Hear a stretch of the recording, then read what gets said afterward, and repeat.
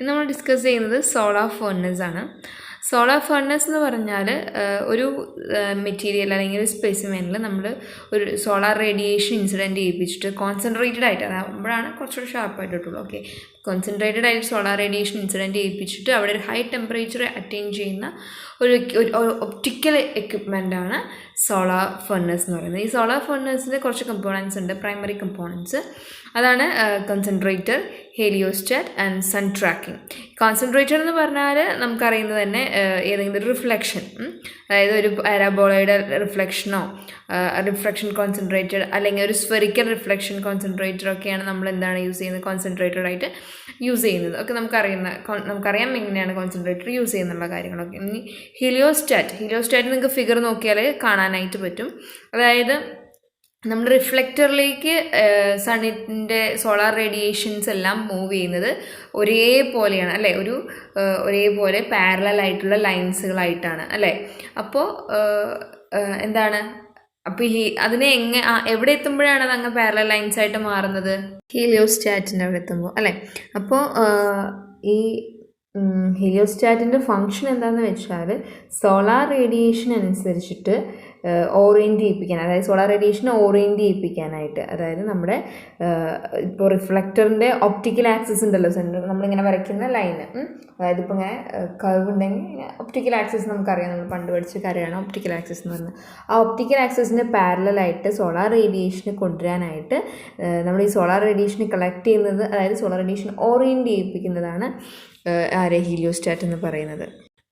അടുത്തതെന്ന് പറഞ്ഞാൽ sun tracking ആണ്. സൺ ട്രാക്കിംഗ് അതിൻ്റെ പേര് തന്നെ ഉണ്ട്, നമുക്കറിയാം. ഇതിനനുസരിച്ച് നമുക്ക് ആദ്യം എന്ത് ചെയ്യണം, സോളാർ റേഡിയേഷനെ ഡിറ്റക്ട് ചെയ്താലാണ് ഓരോ സമയം നമ്മൾ പറഞ്ഞില്ലേ എർത്തിൻ്റെയും സണ്ണിൻ്റെയും ഓറിയൻറ്റേഷൻ ഉണ്ടാകുന്ന വ്യത്യാസം. അതായത് ഒരേ സമയം എപ്പോഴും ഒരേ സൈഡിൽ നിന്നല്ലല്ലോ നമുക്ക് എന്ത് കിട്ടുന്നത്, സോളാർ റേഡിയേഷൻ കിട്ടുന്നത്. അപ്പോൾ സണ്ണിനെ ട്രാക്ക് ചെയ്യുക എന്നുള്ളത് നമുക്ക് നല്ലൊരു ഔട്ട്പുട്ട് കിട്ടുക കിട്ടുന്നതും ആയിട്ട് ബന്ധമുണ്ട് അല്ലേ. അപ്പോൾ സണ്ണിനെ ട്രാക്ക് ചെയ്യാനായിട്ട് ഒരു ഡിവൈസ് ഉണ്ടെങ്കിൽ നമുക്ക് സണ്ണിനെ ട്രാക്ക് ചെയ്യുക, അതിനനുസരിച്ചിട്ട് ഹീലിയോസ്റ്റാറ്റ് ഓറിയൻറ്റ് ചെയ്യിപ്പിക്കാം. അതിനനുസരിച്ച് നമുക്ക് ഒപ്റ്റിക്കൽ ആക്സിസിന് പാരലായിട്ട് സോളാർ റേഡിയേഷൻസ് കിട്ടുന്നു. പിന്നെ അത് നമ്മുടെ കോൺസെൻട്രേറ്ററിൽ അല്ലെങ്കിൽ ആ പാരാബോളയുടെ റിഫ്ലക്ഷനിൽ പോയിട്ട് ഇൻസിഡൻറ്റ് ചെയ്യുന്നു.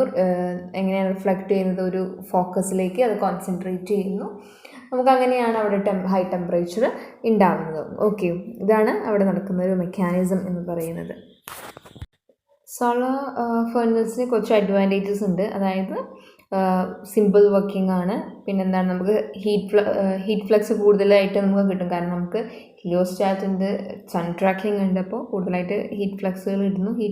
നമുക്ക് കിട്ടുന്നതിൽ എന്തുണ്ടാവില്ല, കണ്ടാമിനേഷൻസ് ഇല്ല. പിന്നെന്താണ്, ടെമ്പറേച്ചറിനെ കൺട്രോൾ ചെയ്യാനും എളുപ്പമാണ്. പിന്നെ ഇതിൻ്റെ ഉപയോഗങ്ങൾ എന്ന് പറയുന്നത് നമുക്ക് ഫേസ് ആൻഡ് വേപ്പറൈസേഷൻ സ്റ്റഡീസ് നടത്താനായിട്ട്, പിന്നെ മെൽറ്റിംഗ് ബിഹേവിയറിനെ അനലൈസ് ചെയ്യാൻ, അതായത് ഇപ്പോൾ സ്പെസിമെനാണ് എടുക്കുന്നത് അതിൻ്റെ മെൽറ്റിംഗ് ബിഹേവിയറിനെ കുറിച്ച് അനലൈസ് ചെയ്യാനായിട്ട്, purification of ceramic and refractory materials ഇതൊക്കെയാണ് അതിൻ്റെ യൂസസ് എന്ന് പറയുന്നത്. അടുത്ത നമ്മൾ ഡിസ്കസ് ചെയ്യുന്നത് solar green houses and global warming.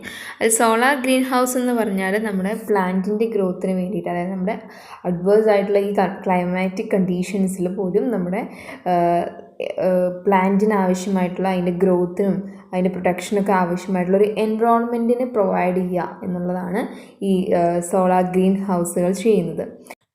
പിന്നെ അത് എങ്ങനെ ഡിസൈൻ ചെയ്യണം എന്നുള്ളതിനെ ഡിപ്പെൻഡ് ചെയ്യുന്നത് അവിടുത്തെ നമ്മളിപ്പോൾ എവിടെയാണോ ഈ ഗ്രീൻ ഹൗസ് വെക്കുന്നത് ആ ഒരു സ്ഥലത്തിൻ്റെ ക്ലൈമാറ്റിക് കണ്ടീഷനെ ഡിപ്പെൻഡ് ചെയ്തിട്ടായിരിക്കും നമ്മളത് ചെയ്യുന്നുണ്ടാവുക. അതായത് അവിടുത്തെ എൻവറോൺമെൻറ്റിനെയും പിന്നെ നമുക്ക് പ്ലാന്റിന് ആവശ്യമുള്ള ഗ്രോത്തും കാര്യങ്ങളും അതൊക്കെ കൺസിഡർ ചെയ്തിട്ടായിരിക്കും നമ്മളതിൻ്റെ ഡിസൈനിങ് ചെയ്യുക. പിന്നെ നമുക്കറിയാം പ്ലാന്റ്സ് എങ്ങനെയാണ് ഫുഡ് പ്രിപ്പയർ ചെയ്യുന്നത്, ഫോട്ടോസിന്തസിസ് വഴിയാണ്. അപ്പോൾ ഈ പ്ലാന്റിൻ്റെ ഗ്രോത്തിനെ ഡിപ്പെൻഡ് ചെയ്യുന്ന കുറച്ച് ഫാക്ടേഴ്സ് ഉണ്ട്. മെയിനായിട്ടുള്ള ഫാക്ടേഴ്സ് എന്ന് പറയുന്നത് ലൈറ്റിൻ്റെ ഇൻറ്റൻസിറ്റി, പിന്നെ temperature, humidity and air movement. ഇത്രയും 4 ഫാക്ടേഴ്സാണ് നമ്മളെ ഒരു പ്ലാന്റിൻ്റെ ഗ്രോത്തിനെ മേജറായിട്ട് ഡിപ്പെൻഡ് ചെയ്യുന്ന കാര്യങ്ങൾ. അതിൻ്റെ ഓരോ കണക്കുകളുണ്ട്. ഇപ്പോൾ ടെമ്പറേച്ചർ ആണെങ്കിൽ ഈ ഒരു റേഞ്ച് തൊട്ട് ഈ ഒരു റേഞ്ച് വരെ, വിൻ്ററിൽ ഇത്ര, അതുപോലെ തന്നെ ഈ ഒരു ക്രോപ്പിന് ഇങ്ങനെ. അപ്പോൾ അതൊക്കെ എന്ത് ചെയ്യുന്നുണ്ട്, ഈ ഒരു ഫാക്ടേഴ്സിൻ്റെ ഇത്ര കണക്കുന്നുണ്ട്. അതിനനുസരിച്ചിട്ടാണ് ഓരോ ക്രോപ്പിൻ്റെയും ഗ്രോത്ത് നോക്കുന്നത്. അപ്പോൾ ഇതിൻ്റെ ഒരു ഷേപ്പ് ഉണ്ട്, നമ്മളുണ്ടാക്കുന്ന ഗ്രീൻ ഹൗസിൻ്റെ ഷേപ്പാണ് ഇവിടെ കൊടുത്തിട്ടുള്ളത്. നിങ്ങൾക്ക് തന്നെ കണ്ടിട്ടുണ്ടാവാം ചിലപ്പോൾ. അപ്പോൾ ഇതാണ് ഗ്രീൻ ഹൗസിൻ്റെ ഒരു സ്ട്രക്ചർ എന്ന് പറയുന്നത്, ഒരു സ്കിമാറ്റിക് ഡയഗ്രാം എന്ന് പറയുന്നത്.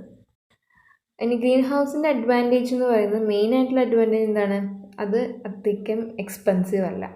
പിന്നെ നമുക്ക് കിട്ടിയിരുന്നത് ഫുഡ് എന്ന് പറയുന്നത് അത്യാവശ്യം ഗുഡ് ക്വാളിറ്റി ഫുഡ്സ് തന്നെ ആയിരിക്കും അതിലുണ്ടാവുന്നത്. പിന്നെ ഒരു അഡീഷണൽ ഹീറ്റ് സോഴ്സ്, അതായത് temperature controlling is available for the house attached to it. അതുപോലെ തന്നെ source of modulator for the humidity, അതായത് humidity control in the house. Okay, ഇതാണ് അതിൻ്റെ അഡ്വാൻറ്റേജസ് ഓഫ് ഗ്രീൻ ഹൗസ് എന്ന് പറയുന്നത്. അടുത്തെന്ന് പറയുമ്പോൾ ഗ്ലോബൽ വാർമിംഗ് ആണ്. ഗ്ലോബൽ വാർമിംഗ് എന്ന് പറഞ്ഞാൽ നമ്മുടെ അറ്റ്മോസ്ഫിയറിലുള്ള ആവറേജ് ടെമ്പറേച്ചറിൽ ഉണ്ടാകുന്ന ഒരു ഇൻക്രീസിനെയാണ് നമ്മളെന്ത് പറയുന്നത്, ഗ്ലോബൽ വാർമിംഗ് എന്ന് പറയുന്നത്. അപ്പോൾ ഇത് ഉണ്ടാകുന്നതിനുള്ള കാരണം എന്ന് വെച്ചാൽ ഈ കാർബൺ ഡൈ ഓക്സൈഡ് പോലെയുള്ള മറ്റ് കാർബൺ ഡൈ ഓക്സൈഡും അതുപോലെ മറ്റ് ഗ്രീൻ ഹൗസ് ഗ്യാസസുകളും അറ്റ്മോസ്ഫിയറിലേക്ക് ഇങ്ങനെ റിലീസ് ചെയ്യപ്പെടുന്നത് കൊണ്ടാണ് നമുക്ക് ഇങ്ങനത്തെ ഒരു ഗ്ലോബൽ വാർമിംഗ് ഉണ്ടാകുന്നത്. അപ്പോൾ അതായത് അതെങ്ങനെയാണ് അറ്റ്മോസ്ഫിയറിലേക്ക് റിലീസ് ചെയ്യുന്നത്, ഈ ഫോസിൽ ഫ്യൂവൽസിനെ ബേൺ ചെയ്യുന്ന സമയത്ത്, അല്ലെങ്കിൽ നമ്മൾ എന്തെങ്കിലും ചെയ്യുന്ന ഓരോ ആക്ടിവിറ്റീസും ഒക്കെ വഴിയായിട്ടാണ് ഈ ഗ്രീൻ ഹൗസ് ഗ്യാസസുകൾ അറ്റ്മോസ്ഫിയറിലേക്ക് വരുന്നത്. അപ്പോൾ നമ്മുടെ അറ്റ്മോസ്ഫിയറിൽ എത്രമാത്രം ഹീറ്റിനെ ട്രാപ്പ് ചെയ്ത് നിർത്തുന്നുണ്ട് എന്നുള്ളത്, ഇപ്പോൾ എത്രമാത്രം ഹീറ്റ് ട്രാപ്ഡ് ആണ് എന്നുള്ളത് എന്തിനാണ് ഡിപ്പെൻഡ് ചെയ്യുന്നുണ്ടാവുക, എത്രമാത്രം ഗ്രീൻ ഹൗസ് ഗ്യാസസുകൾ നമ്മുടെ കോൺസെൻട്രേഷൻ നമ്മുടെ അറ്റ്മോസ്ഫിയറിൽ ഉണ്ടെന്നുള്ളതിന് ഡിപ്പെൻഡ് ചെയ്തിട്ടായിരിക്കും ഇരിക്കുക. ഓക്കെ, മേജറായിട്ടുള്ള ഗ്രീൻ ഹൗസ് ഗ്യാസസ് എന്ന് പറയുന്നത് carbon dioxide, ozone, methane, chlorofluorocarbon, അതായത് CFC, പിന്നെ വാട്ടർ വേപ്പേഴ്സ്. ഇതൊക്കെയാണ് എന്ത് മേജറായിട്ടുള്ള ഗ്രീൻ ഹൗസ് ഗ്യാസസ് എന്ന് പറയുന്നത്. ഇനി ഗ്ലോബൽ വാർമിംഗ് കൊണ്ടുണ്ടാകുന്ന ഇഫക്റ്റുകൾ എന്തൊക്കെയാണ്, അതായത് ഗ്രീൻ ഹൗസ് ഗ്യാസിൻ്റെ എമൗണ്ട് അല്ലെങ്കിൽ ഇപ്പോഴും എമിഷൻ ഇങ്ങനെ കൂടിക്കൊണ്ടിരുന്നാൽ എന്തുണ്ടാവുക, ഗ്ലോബൽ ടെമ്പറേച്ചറും ഇൻക്രീസ് ചെയ്യാനായിട്ട് തുടങ്ങും. ഗ്ലോബൽ ടെമ്പറേച്ചർ ഇൻക്രീസ് ചെയ്ത് കഴിഞ്ഞാൽ സീൻ്റെ ലെവല് ഇൻക്രീസ് ചെയ്യാനായിട്ട് തുടങ്ങും. പിന്നെന്താണ്, അപ്പോൾ നമ്മുടെ പോളാർ ഐസ് ക്യാപ്സൊക്കെ മെൽറ്റ് ആവാനായിട്ട് തുടങ്ങും. അത് ഫ്ലഡായി മാറും. പിന്നെന്താണ്, അതുപോലെ തന്നെ നമ്മുടെ റെയിൻഫോൾ ഉണ്ടാകുന്ന പാറ്റേണിൽ ചേഞ്ച് വരും. ഇതൊക്കെയാണ് അതുകൊണ്ടുണ്ടാകുന്ന ഇഫക്റ്റുകൾ എന്ന് പറയുന്നത്. ഇനി എന്തൊക്കെയാണ് അത് കൺട്രോൾ ചെയ്യാനായിട്ട് നമുക്ക് ചെയ്യാനായിട്ട് പറ്റുക, റിന്യൂവബിൾ എനർജി സോഴ്സസുകൾ കൂടുതലായിട്ട് ഉപയോഗിക്കുക. അതുപോലെ തന്നെ മരങ്ങൾ മുറിക്കുന്നത് കുറയ്ക്കുക. അതുപോലെ പോപ്പുലേഷൻ ഗ്രോത്തിനെ സ്റ്റെബിലൈസ് ചെയ്യുക. അതുപോലെ തന്നെ നമ്മളിപ്പോൾ ഉള്ള CFCയുടെയും ഫോസിൽ ഫ്യൂവൽസിൻ്റെയൊക്കെ ഇപ്പോൾ ഉള്ള റേറ്റ് അതിനെ ഒന്ന് കുറയ്ക്കുക. CFC എന്ന് പറയുമ്പോൾ നമ്മൾ ഉപയോഗിക്കുന്ന പല മെഷീൻസിൽ നിന്നും പോകുന്ന അല്ലെങ്കിൽ പല ഇതിൽ നിന്നൊക്കെ പോകുന്നത് CFC ആണ് പുറത്തു പോകുന്നത്. അപ്പോൾ അങ്ങനെയുള്ളതിനൊക്കെ ഒന്ന് കുറയ്ക്കാനായിട്ട് ശ്രമിക്കുക. ഇങ്ങനെയൊക്കെയാണ് നമുക്ക് എന്ത് ചെയ്യാനായിട്ട് പറയുക, ഇതിനെ ഒന്ന് കൺട്രോൾ ചെയ്യാനായിട്ട് സാധിക്കുക.